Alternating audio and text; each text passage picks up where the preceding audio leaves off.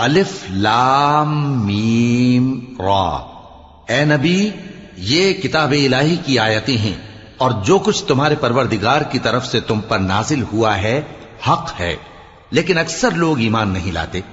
اللہ وہی تو ہے جس نے ستونوں کے بغیر آسمان جیسا کہ تم دیکھتے ہو اتنے اونچے بنائے، پھر عرش پر جلوہ افروز ہوا اور سورج اور چاند کو کام میں لگا دیا، ہر ایک میعاد معین تک گردش کر رہا ہے۔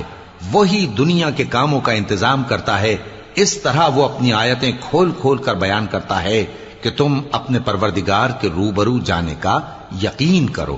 اور وہی ہے جس نے زمین کو پھیلایا اور اس میں پہاڑ اور دریا پیدا کیے اور ہر طرح کے میووں کی دو دو قسمیں بنائیں۔